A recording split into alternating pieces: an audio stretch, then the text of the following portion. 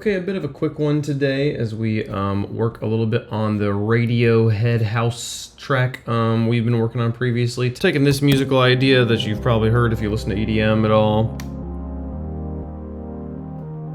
We built it ourselves in a Vital patch and then have it kind of swell up and become house music.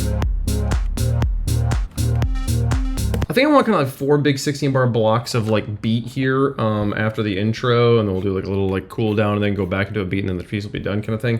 I say 16 bars, that's kind of wrong because this riff that we're working off of, this musical idea from Radiohead, is not in 4/4. If we just kind of count this at the beginning, it's 1, 2, 3, 4, 1, 2, 3, 4, 5, 6, 1, 2, 3, 4, 1, 2, 3, 4, 5, 6. My counting was kind of bad there, but you get the idea. Like there's 2 extra beats at the end of every other bar of 4, which house music is pretty like unilaterally across the board, at least in my hearing experience, just in 4/4. So how do we make a house piece that it actually sits well with extra beats in there? And especially when making these little like toppers. I think I maybe showed this on a previous episode, but when I made this little, or when I kind of put this little hi-hat in here, we have to like put that little like kind of beat drop in there. That doesn't sound symmetrical when you're listening to it by itself, but in the context,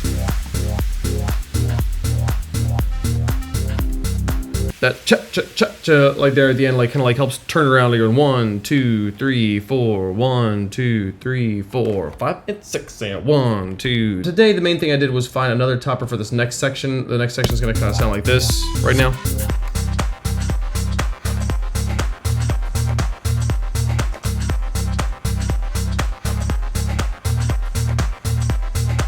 That's all I got so far. I'm working on this little synth here. This is very rudimentary right now.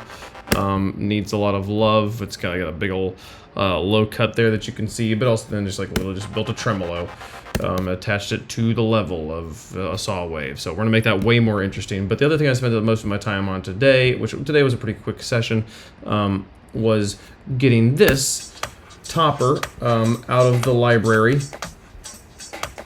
and then putting that little gada together at the end. Because originally, if I just drag this in here, you can see that like it only loops every 4 bars. And by bars, I kind of just mean beats right now. You know, you can see it just stops at like a normal, you know, like groupings of 8. You don't have these extra 2 beats, and I want these 2 beats to be interesting. So I took the time to pull it in and kind of chop it up a bit. Take some beats from the beginning and the end. I just kind of wanted the end to go doom da doom ba da ga da. So we went through and we found this sound, and then we found this sound, and we put the 2 together after the beat, so that when it comes in context with this one, like that, da ga da. If I put them on top of each other, it like cuts the audio out. I'm quite confident there's a way I can just layer these on top of this, and I don't have to like, and then I can just like delta join per track and it basically bounce it out. But the workaround for today was like it was cutting out the original and then creating these kind of like weird gaps, and I didn't like it, so I just put them into a stack and then bounced that, and then that gives you